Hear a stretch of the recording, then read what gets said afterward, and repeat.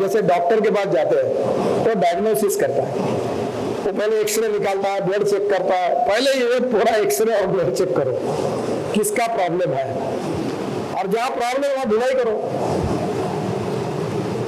अब ये कह देना मैं रोड में कभी कभी अनुभव है, मैं 1 लाख करोड़ का हाईवे मुंबई दिल्ली 2 साल में बना पाया, और यहाँ मेरे घर के सामने 2 किलोमीटर रोड बन रहा है, 11 साल से मैं बना रहा हूँ। 11 साल हो रहे। अभी वो अधिकारी जब मेरे पास आते हैं तो उनके चेहरे देखकर मुझे शर्म आती है, क्योंकि 11 साल में मैं 30 मीटिंगें कर चुका हूँ। और मैं बहुत बहुत धन्यवाद देता हूँ मेरे ये तकलीफ के लिए ऑनरेबल कोर्ट को, कि जिनके सौजन्य से मुझे ये आनंद लेने को मिल रहा है। I don't have any hesitation to clear it, और इसलिए चल रहा है। वैसे ही चलता रहेगा तो देश का प्रोग्रेस कैसा होगा। I like people who can get the things done. I like people who can get the thing done transparently and honestly. I dislike honest people who don't want to take the decisions. Her subject को marking लगा दो, कितने दिन file रखी। मैंने एक अधिकारी को पूछा था, भाई पत्नी से तो प्यार करते हो, उससे भी ज्यादा फाइल से क्यों करते हो, दबा दबा के क्यों बैठे हो। हाँ करना है तो करो, नहीं करना तो मत करो, लिखो ना उस पर कुछ। और वो जिम्मेदार नहीं है सुधीर, तुम जिम्मेदार है, मैं जिम्मेदार हूँ, राज्य तुम्हारा, शपथ मैंने ली है। लोग इनको नहीं बोलेंगे, तुमको बोलेंगे, मुझे बोलेंगे, ये सरकार को आप नहीं करी करते। The dream of our Prime Minister is to make Indian economy of $5 trillion. And at the same time, we have the dream of Atmanirbhar Bharat. For this dream, we need 4 important sectors, which are the pillar of the Indian society and the country. One is water, power, transport and communication. And power, we are depending upon the thermal power. We are trying our level best to increase the power percentage of solar power, and exactly the green power is our dream. But unfortunately, present situation is we need more production, we need more power, and without power we don't have industry. Without industry, we don't have capital investment, and without industry and capital investment, we don't have employment potential. And that is the reason that the power sector is one of the important sector for all of us. At the same time, the major minerals and minor minerals, as far as the situation is in the country is concerned, we have lot of imports. First of all, I am giving my special thanks and best wishes to Honorable Minister Prahlad Joshi ji, who has successfully implemented the reform in mining sector, and that is the reason that today we have record-break production of coal in India, and that is the reason I am giving my best special thanks to him. But now the coal demand is increased. Though the production is increased, the demand is increased because the power demand is also increased. And that is one of the reasons that we have lot of import of coal. And exactly for Atmanirbhar Bharat, we need to increase the production of coal in India. For that reason, we need to find out what are the problems and what are the obstacles. There are a lot of things where state government is responsible for giving permission for coal mines. My request to Honorable Minister and Honorable Secretary, that how much time it will take him to get the permission from the government.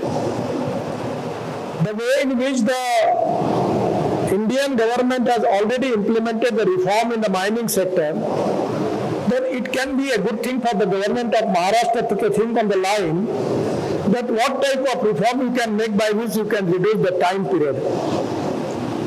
You can use the digitalized system by which people can apply. Everywhere the rate taxation and corruption is giving lot of trouble. So we need to find out the time period, which is very important. In the all government system, the time's word is not there. And because of the corrupt practices and delays, the investor and people are very much fed up. So time-bound approach with transparency, giving permission to the people, investors, it can resolve the problem.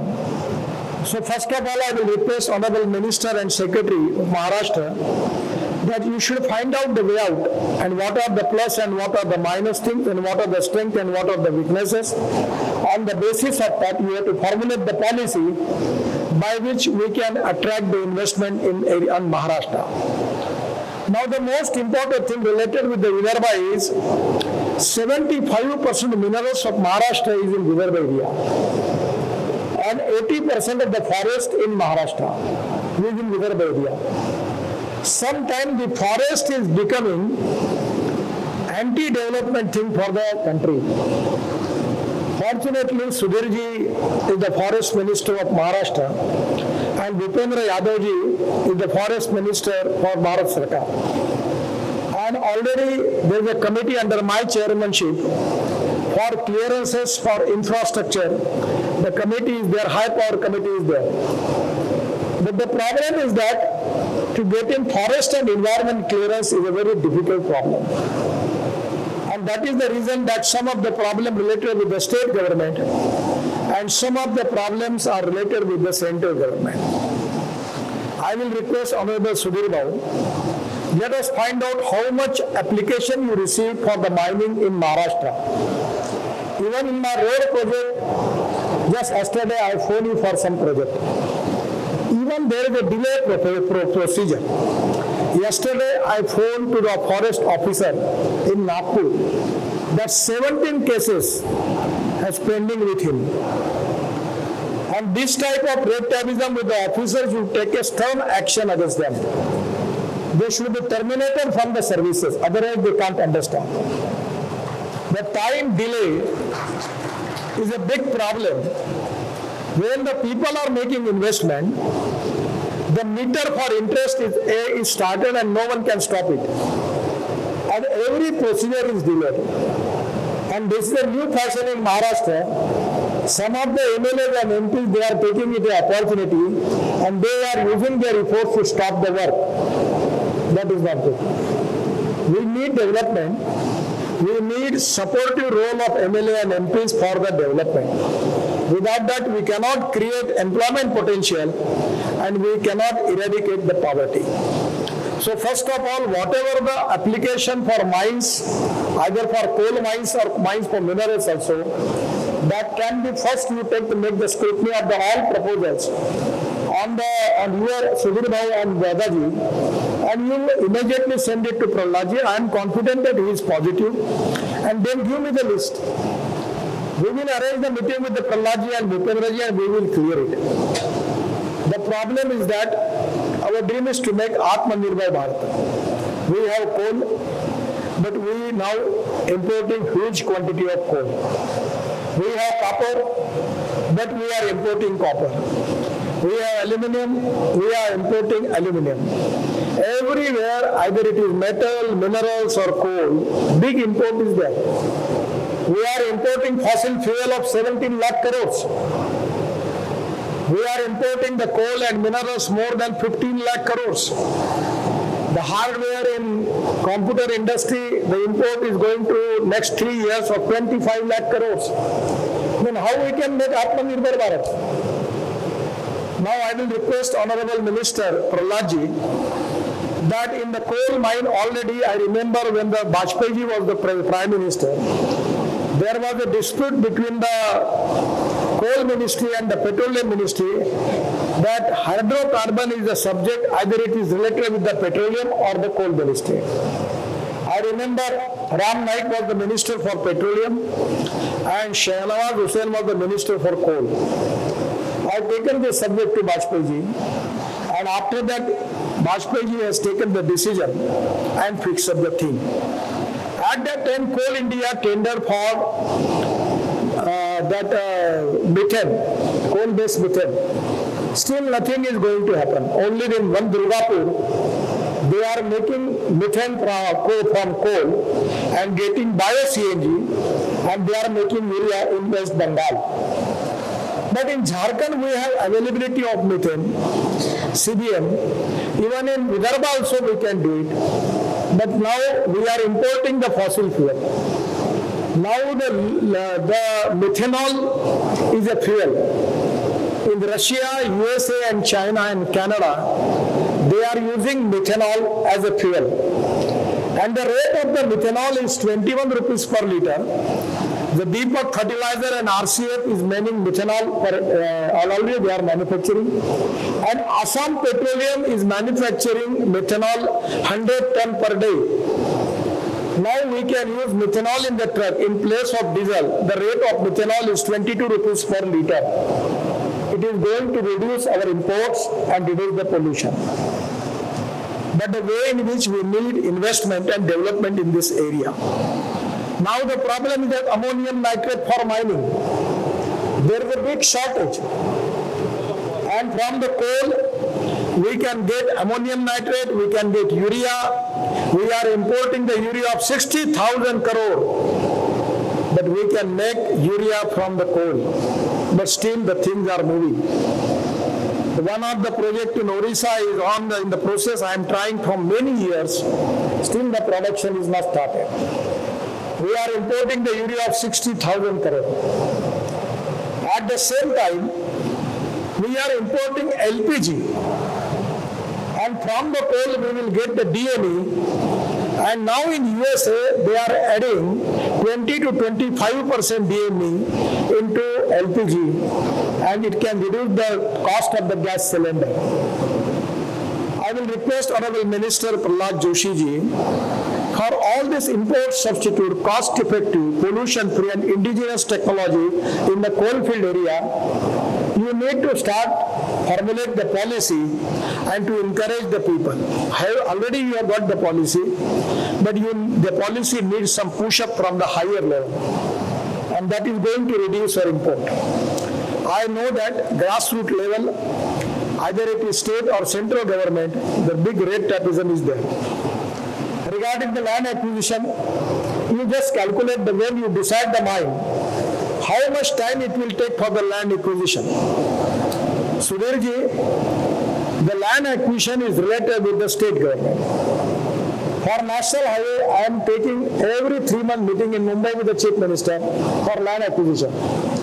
You as a minister, an efficient minister from Vidarbha, why you are not taking the minister meeting for coordination of land acquisition of mines in Maharashtra? Because already a lot of people have done. You are declaring the policy for the private investment and making commercial mining privatized.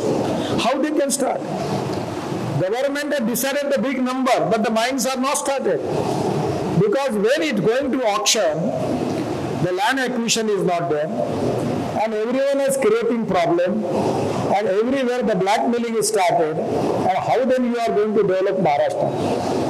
So for that reason, the transparent, time-bound, corruption-free policy we need.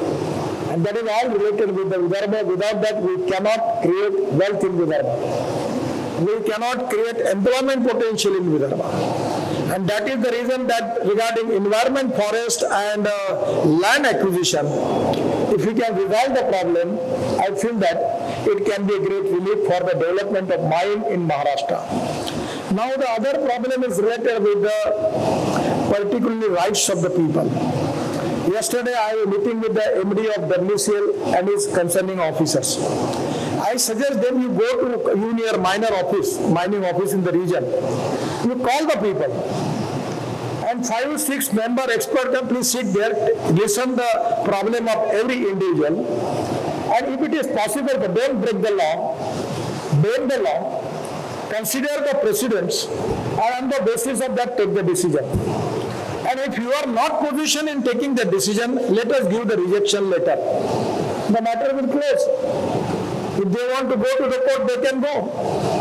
But people are many times coming to our houses and asking for that, they are not getting the employment. The most important thing which I will request Honorable Minister Prahlad ji, I really thankful you for, I request you about using the potential of closed mines. So we have tender for that. Only 1 mine successfully winner is there. But the 5 mine, no one will apply. So I suggest the Honorable MD that you should tell me what is to be your technical and financial pre-qualification for that. Because as a BOT PPP model, I am the first person to start all this policy in the country. So we will find out the way out. My suggestion to you, when the internal rate of return is not good, the mines are not economically viable, you have to relax, you have to dilution of some policies.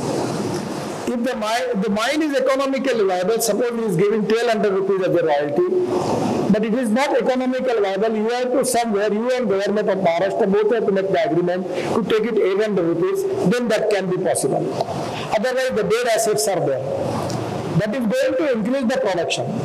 So mine to mine economic viability is different, and that is one of the reasons that you need to find out the relaxation of the policy with mine to mine on the availability of the coal and the cost of coal production. On the basis of that, you can fix up the policy. The other important thing is the other mining area, manganese ore of India is here. We have a requirement of 60 lakh ton of manganese.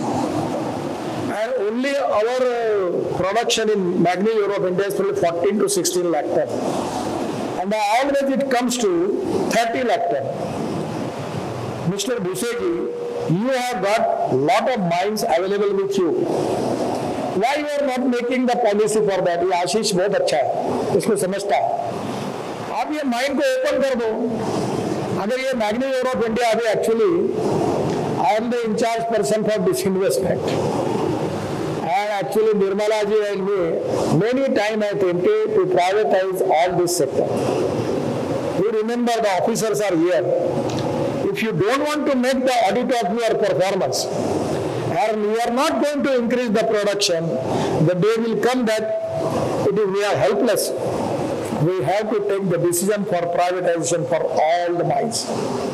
It is depending upon you. I always telling to Manganese of India, why you are not increasing your production? Their profit is good. What the problem is, though the WCL MD and Manganese of India MD is here, totally controlled by the central government offices. They are not free to take the decision. And somewhere the people like FA and other people here, other director, they are becoming obstacles. And their total attitude is so negative, they cannot fulfill the expectation related with the production. Somewhere on the state government level, because state government is also the stakeholder. I remember the manganese ore of India's profit is more than 400 to 500 crore per year. But they are not investing their profit. The people are here, they want employment. Country need manganese. But they are not in position expansion of new mines. I don't know what the reason, but where Sudhirji, you as a senior minister, you sit with the Bhuseji and also with Ashish. Ashish is one of the good MLA who can understand, who can make the follow-up, and he can understand. And you make the policy. And Prahlad is very positive. You tell me what are your problems with the central government. I am really thankful to Modi ji and Prahlad ji that they have taken lot of decisions related with the reform. But what the problem is, no officer will tell you that what is my problem, because his CR is written by the secretary code. So he always giving the information, sir, है करता हूँ, ये करता हूँ, वो करता हूँ. ये secretary ऐसे ही बताते रहेंगे. राज्य हमारा है. हम बोलेंगे वैसा सरकार चलेगी, ये बोलेंगे वैसा नहीं चलेगा. But you need to find out कि where is the problem. तो वो प्रॉब्लम देने के बाद तुम अपोजिशन लीडर जैसे क्या भाषण देते हो? तुम निकालो पूरा उसको, कम टू दिल्ली. ऐसे कैसे नहीं होता? पक्का होगा. और ये exactly on the level we need to identify. जैसे डॉक्टर के पास जाते हैं तो डायग्नोसिस करता है, तो पहले एक्सरे निकालता है, ब्लड चेक करता है. पहले ये पूरा एक्सरे और ब्लड चेक करो किसका प्रॉब्लम है, और जहां प्रॉब्लम है वहां ढुलाई करो. अब ये कह देना, मैं रोड में कभी कभी अनुभव है, मैं 1 लाख करोड़ का हाईवे मुंबई दिल्ली 2 साल में बना पाया, और यहाँ मेरे घर के सामने 2 किलोमीटर रोड बन रहा है. 11 साल से मैं बना रहा हूँ. 11 साल हो रहे. अभी वो अधिकारी जब मेरे पास आते हैं तो उनके चेहरे देखकर मुझे शर्म आती है, क्योंकि 11 साल में मैं 30 मीटिंगें कर चुका हूं। और मैं बहुत बहुत धन्यवाद देता हूं मेरे ये तकलीफ के लिए ऑनरेबल कोर्ट को, कि जिनके सौजन्य से मुझे ये आनंद लेने को मिल रहा है। I don't have any hesitation to clear it. और इसलिए चल रहा है, वैसे ही चलता रहेगा तो देश का प्रोग्रेस कैसा होगा? I like people who can get the things done. I like people who can get the thing done transparently and honestly. I dislike honest people who don't want to take the decisions. Her subject को marking लगा दो, कितने दिन file रखी। मैंने एक अधिकारी को पूछा था, भाई पत्नी से तो प्यार करते हो, उससे भी ज्यादा फाइल से क्यों करते हो, दबा दबा के क्यों बैठे हो? हाँ करना है तो करो, नहीं करना तो मत करो, लिखो ना उसमें कुछ। और वो जिम्मेदार नहीं है सुधीर, तुम जिम्मेदार हो, मैं जिम्मेदार हूँ, राज्य तुम्हारा है, शपथ मैंने ली है। लोग इनको नहीं बोलेंगे, तुमको बोलेंगे, मुझे बोलेंगे, ये सरकार को आप नहीं कभी करते। We need to make the performance audit on every level and to understand strengths and weaknesses of the subject, and we have to find out the negativity is there, and we need to find out taking decisions for that. Prahlad ji हमारे यहाँ forest है, अभी ये तारोबा उधर है, हमारी उम्र की माइंड बंद कर दी उन्होंने, नोटिस दे दिया इनको, यार जिंदगी भर आगे नहीं आया कोई। ये सुधीर बाबू तुम इतना सुना रहे थे प्रहलाद जी को, मैं तुमको पूछ रहा हूं अभी, हाँ तो तुम बंद करो ना उसको, ऑब्जेक्शन लो। वो कभी वाक भी नहीं आया इधर नागपुर जिले में, और इधर वो ताड़ो माता डाल दिया और चलती माइन को बंद कर दिया। हाँ मुरपाल, ये कौन सा काम है? पहले रोजगार नहीं, कोल का प्रोडक्शन नहीं, इंपोर्ट हो रहा है, आप प्रोटेस्ट करो। आओ दिल्ली में बताओ, भूपेंद्र जी को मैं बुलाता हूँ, हमारे से वो लीला नंदन करके है सेक्रेटरी फॉरेन, मेरी एडिशनल सेक्रेटरी थी, बहुत अच्छी है। ये ऐसे कैसे काम हो? एक बोलता फॉरवर्ड, दूसरा बोलता बैकवर्ड, एक बोलता स्टार्ट, दूसरा बोलता स्टॉप। तो काम नहीं हो पाएगा। But that is the responsibility of political leadership. It's my responsibility. We need to find out the way out. And Prahlad ji is already there. We have to, एक समय मैं था, ये WCL में मैं बहुत झगड़ा करता, अभी भी थोड़ा बहुत होता है, ये कोल के बजाय भी टिक बेचते थे। प्रहलाद जी आप माफ करना, आपके लोग अगर नासिक में कभी जाओगे, दादा घुसे जहां से ना, टेकड़ी खड़ी की इन्होंने, टेकड़ी पत्थर दे गए पूरे पावर प्लांट में, केस चल रही थी, एमएससीबी ने 2-2 करोड़ के दावे डाले थे इनके ऊपर। ये कोल तो एक ने मुझे कहा, बड़े रिस्पॉन्सिबल कोल के जिम्मेदार सेक्रेटरी ने कहा कि अगर हम कोल निकाल लेंगे तो कोल इंडिया को प्रॉफिट कैसे आएगा? अभी ये कोल की कैलोरी वैल्यू क्या है? बीच में मैं पीछे पड़ा, तब आपने थर्ड पार्टी इंस्पेक्शन चालू किया। थर्ड पार्टी इंस्पेक्शन मेजर इसके लिए है, जो छोटे लोग हैं उनको ये बोलेंगे हाई ये कैलोरी है, सब गड़बड़ है। मैं दावे से कहता हूँ, ये जो खोल देंगे, जिसका रेट लेते हैं उसकी कैलोरी वैल्यू निकल गई तो मैं जो सजा देने भुगतने के लिए तैयार। It is not fair. सोना बेचना है तो सोना के भाव लो, चांदी बेचना है तो चांदी के भाव लो, चांदी बेचते हैं और सोने का भाव क्यों लेते हो? यही एक्सपीरियंस जो सही है वही है। इसलिए समवेयर कुछ रिफॉर्म प्रोडक्शन में हुए, कुछ माइनिंग सेक्टर में हुए, पर अभी हमारे यहाँ पूरा हमारे डेवलपमेंट का बेस ही माइन है और फॉरेस्ट है। अभी अब फॉरेस्ट टूरिज्म बढ़ाओ तो टूरिस्ट आने लगे, हम दुनिया में रहे, tiger capital Nagpur, tiger tourist आने लगे, तो फॉरेस्ट वालों ने गाड़ा घुमाना बंद कर दिया फॉरेस्ट में, तो रिसॉर्ट बंद हो गए। अब वो रहने के लिए जगह नहीं तो क्या जंगल में रहेंगे क्या लोग? फिर मैंने कहा कि इलेक्ट्रिक कार देता हूं, क्योंकि पेट्रोल और डीजल से पोल्यूशन होता है और आवाज आता है, तो मैं इलेक्ट्रिक कार आपको देता हूं, आवाज भी नहीं आएगा, प्रदूषण, ज्यादा कार की परमिशन दो। लोगों को बोलेंगे आवाज नहीं करना, 20% फॉरेस्ट में जाने देते, वो भी रिस्ट्रिक्ट कर दिया, तो फॉरेन टूरिस्ट आना भी कम हो गए, कहां से रोजगार निर्माण होगा? किसान आत्महत्या कर रहे हैं। एक तरफ हमारे यहाँ विदर्भ में 10,000 किसानों ने आत्महत्या की। माइनिंग डेवलप नहीं होगा, फॉरेस्ट बेस्ड एम्प्लॉयमेंट पोटेंशियल नहीं मिलेगा, माइनिंग बेस्ड एम्प्लॉयमेंट पोटेंशियल नहीं होगा, तो क्या करेंगे लोग? और इसलिए कुछ प्रगति हो रही है, पर देयर आर सम ऑब्स्टेकल्स, और ये हमारी जिम्मेदारी है कि we need to identify what are the obstacles on grass root level. अब ये भी प्रोफेशनल लोग बैठे हैं, ये भी फोटो निकाल के कार्यक्रम करते हैं, इनका आज हो गया फोटो निकल गया, मैं नाराज में तो ना, पर मैं आपको साफ बताता हूँ, आपने ये कॉन्फ्रेंस करने के पहले ये कितने प्रॉब्लम है जो स्टडी करके एक नोट मुझे प्रहलाद जोशी को और इनको दिए, MSFC को होता है देखिए कुछ, अगर ये देने के पहले अगर ये पूरे प्रॉब्लम आइडेंटिफाई करके अगर वो इस कॉन्फ्रेंस में रिजॉल्व होते तो उसका उपयोग होता। हमारे तो सत्कार कर करके कितने शाली और नारियल देते देते तुमने भी दिए और हमने भी लिए, खाक कोई विकास नहीं हुआ, मतलब क्या था इस बात को दे रहे हैं?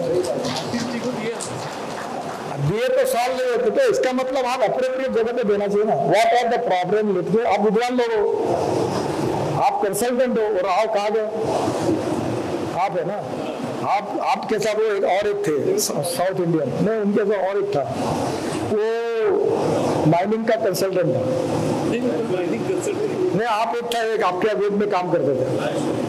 आप निकालो ना ग्रास रूट पे क्या प्रॉब्लम है, देखो बोम्बलना सबसे अच्छा है,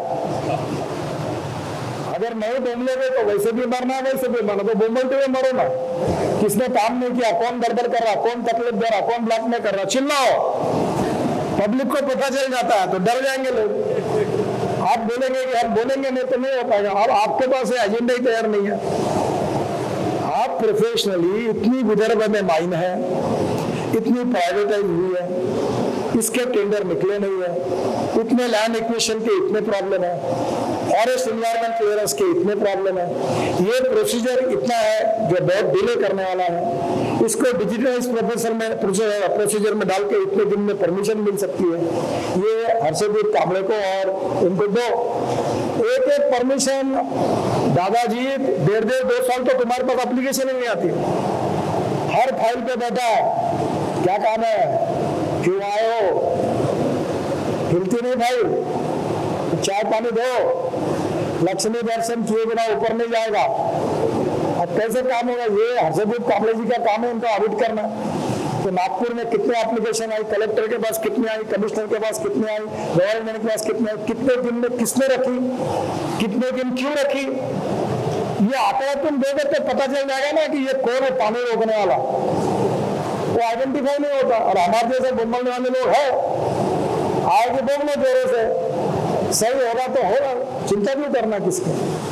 और इसलिए ये फ्रूटफुल होना चाहिए। अगर कॉन्फ्रेंस हुई तो उसके बाद 2, 4, 5, 10 निर्णय बदलेंगे, 50-100 फाइल क्लियर हो जाएगी, 10-20 माइंड शुरू हो जाएगी, तो उपयोग है। मैं तो खाना खाया पिया कुछ में गिलास पड़ा चले वापस, ये ऐसा नहीं होगा। We need accountability, performance audit, transparency and time-bound approach for decision making process. और कौन बीच में शुक्राचार्य जो अटका रहा उसका नाम मालूम होना चाहिए, और नहीं हुआ तो फिर प्रोसीजर आगे नहीं जाएगा। वही माइंड बेचारे प्रहलाद जोशी ने 70 फाइन है प्राइवेट कमर्शियल की, कितनी शुरू हुई भारत सरकार, कितनी 1-2-4 हुई, विदर्भ में कितनी, वो कहाँ अटकी हुई है, किसके पास अटकी हुई है, ये सुधीर बाबू है फॉरेस्ट मिनिस्टर, अभी इन्होंने लंबा भाषण दिया, दे इनको बोल के कि तुम्हारे डिपार्टमेंट में इतना रुका हुआ, पहले ये क्लियर करो। प्रॉब्लम यही है कि आप जब तक डिटेल में जाकर इसको फॉलो अप नहीं करोगे तो नहीं हो पाएगा। I don't need to criticise anybody, पर मैं ये कहता हूँ कि अब प्रोडक्टिविटी होनी चाहिए, रिजल्ट होना चाहिए।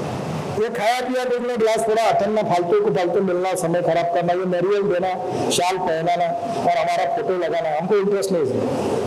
हमें काम में इंटरेस्ट है, और काम में प्रोफेशनल लोगों ने हमको मैं WCL को पूछता क्या हूँ, तुम्हारा प्रोडक्शन 27 मिलियन टन था, तो मिश्रा जी थे, मुझे बोल रहे थे, मैं बोल रहा मैं करूंगा, बढ़ाऊंगा। अब कितना हुआ, 57 लाख टन। अब करना कितना है, 100 मिलियन टन। अब मैंने बोला कितनी माइन ओपन कर रहे हैं, अब ये इनके रिकॉर्ड में ये पिछले 5 साल से माइन ओपन कर रहे हैं, क्योंकि इनका लैंड एक्विजिशन कलेक्टर करता है, फिर इनको देने के लिए पॉलिसी में तो मैं जब ये प्रॉब्लम समझेंगे, आज प्रहलाद जी 2 बजे मेरे आने वाले हैं, तो अब मैं रोड में क्यों काम कर सकता हूँ? क्योंकि देश भर के एक एक रोड की कुंडली मेरे पास है, और जो नहीं करता उसके नाम से पूरा बोलता हूँ मैं पब्लिकली। तो लोग डरते हैं कि साले कब ये शख्स काला मेरे ऊपर गिर जाए, भरोसा नहीं। पहले देखता हूँ ये गडकरी का काम है, लबड़ा हो जाएगा, लगा। कल मैं चीफ सेक्रेटरी उत्तर प्रदेश के मुख्यमंत्री के साथ बैठा था, 3 घंटे की मीटिंग, 2 साल से सब्जेक्ट रुके थे। जैसे उनको मालूम हुआ कि मैं मीटिंग ले रहा हूँ और योगी जी भी करेगा और मैं भी, पहले मीटिंग में 90% प्रॉब्लम सॉल्व हुआ। फॉरेस्ट एरिया में हाँ मैंने सब हो गया। मैंने बोला अच्छा हो गया, मुझे बताओ ये तुमने क्लियर कब किया? बोले सर अभी 10-12 दिन में क्लियर। जब मेरी मीटिंग लग गई तब क्लियर हुआ। पहले क्या करते थे तुम? तो योगी जी इसको ठीक करो, ये मीटिंग लगी तब इसने क्लियर किया, मीटिंग नहीं लगती तो ये बैठा था फाइल पर, मोदी जी ने उसको हटाया, अपना योगी जी ने। ये आइडेंटिफाई करके होगा तो हो पाएगा। आप ये विदर्भ का प्रोग्रेस मिनरल्स और फॉरेस्ट के साथ जुड़ा हुआ है, विदर्भ का ग्रोथ रेट इसके साथ जुड़ा हुआ है, विदर्भ का एम्प्लॉयमेंट पोटेंशियल इसके साथ जुड़ा हुआ है। देश में डिमांड है, देश मैग्नीज चाहता है, कोल चाहता है, आयरन ओर चाहता है। एक मुद्दा आप वेरीफाई कर लीजिए प्रहलाद जी, अभी वो आयरन ओर वाला अच्छा काम कर रहा है, बहुत कमा रहा हो, अभी 5 उंगलियां घीने हैं और 150 रुपये नहीं देता हमको रॉयल्टी। तो एक सोचो कि क्या मार्केट प्राइस के साथ रॉयल्टी जोड़ दी जा सकती क्या? ये अगर आ सकता है कि स्टॉक एक्सचेंज में जो प्राइस होगी उसके साथ रॉयल्टी होगी तो ज्यादा पैसा मिलेगा, तो वहां डेवलपमेंट गडचिरोली जैसे डेवलपमेंट के लिए खर्चा होगा।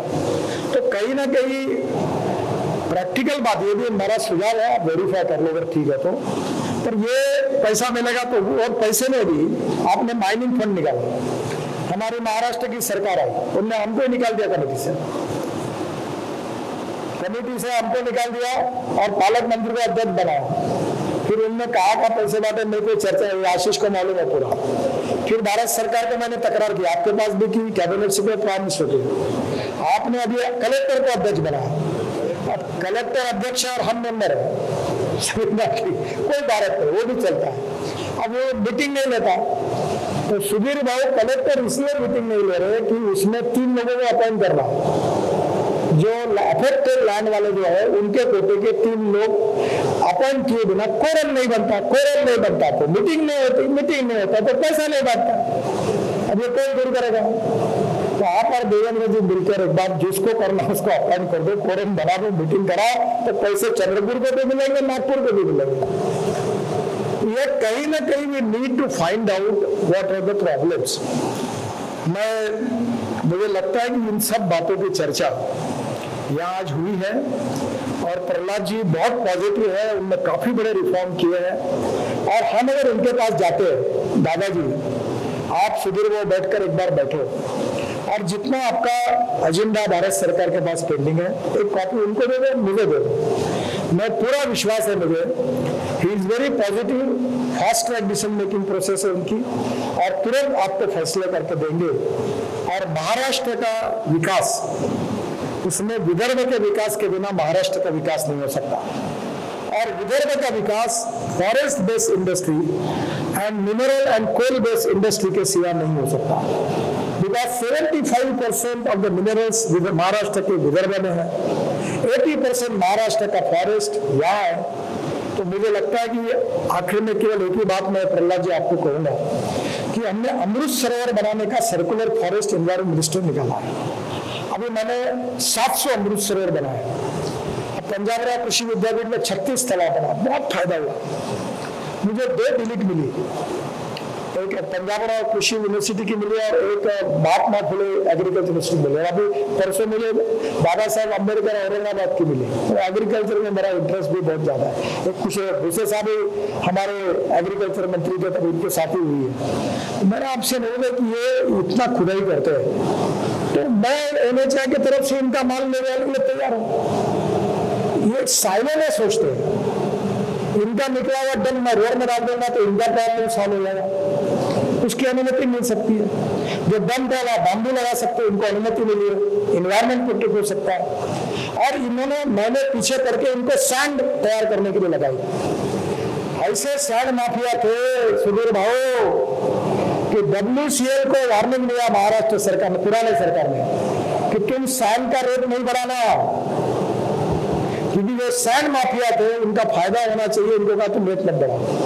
अब ये कम रेट में देने के लिए तैयार है, तो सैंड का प्रोडक्शन होगा तो जितना कोल से फायदा होगा उसके बराबरी का फायदा सैंड बेच के हो सकता है। हमने टेक्नोलॉजी लाई है। आप सब माइन में अगर ये सैंड बेचने का काम प्राइवेटाइज करोगे तो पोत ये भी रॉयल्टी आपको मिलेगी और इससे सैंड सस्ती होगी और गरीबों का घर बनाने का सपना पूरा होगा। मुझे विश्वास है कि आप ये अमृत सरोवर सैंड को बनाना और प्लांटेशन माइनिंग क्षेत्र में इकोलॉजी और इन्वायरमेंट, इन 3 बातों की तरफ अभी थोड़ा इनको काम को लगाना चाहिए। केवल पोल्यूशन बढ़ाने वाले नहीं तो इकोलॉजी और इन्वायरमेंट को प्रोटेक्ट करने वाला भी माइनिंग सेक्टर है, ये इमेज हमको तैयार करनी चाहिए। हमें माइनिंग भी करना होगा और इन्वायरमेंट और फॉरेस्ट को भी प्रोटेक्ट करना होगा। तो दोनों बातों का समन्वय रखकर ये भी काम हो और इस सबका इसके बारे में परफॉर्मेंस ऑडिट हो, तो मुझे लगता है कि इसके लिए भी आप जरूर इनिशिएटिव लीजिए। मुझे बहुत खुशी है कि आज के इस कॉन्फ्रेंस में जो बातों की चर्चा होगी उसका फॉलोअप होगा।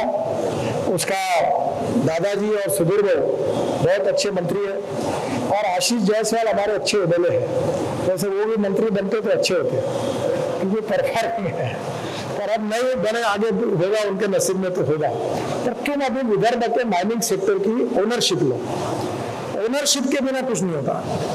बोटाने मलमलन धन्यवाद काम में कहीं ओनरशिप लेनी पड़ती है और वो ओनरशिप आप लो और मेरे पास भी आओ, प्रहलाद जी के पास आओ और इन प्रोजेक्ट को आगे लेकर इसको दोहराओ, तो विदर्भ का विकास होगा, विदर्भ की गरीबी भुखमरी दूर होगी, रोजगार का निर्माण होगा, सरकार का रेवेन्यू बढ़ेगा और देश आत्मनिर्भर भारत बनेगा क्योंकि इंपोर्ट कम होगा और देश में भी वेल्थ बढ़ेगी। और इसमें निश्चित रूप से हम सब लोग मिलकर प्रयास करेंगे और मोदी जी के नेतृत्व में हम वर्ल्ड में एक सुपर इकोनॉमिक टावर भारत को बनाना चाहते हैं।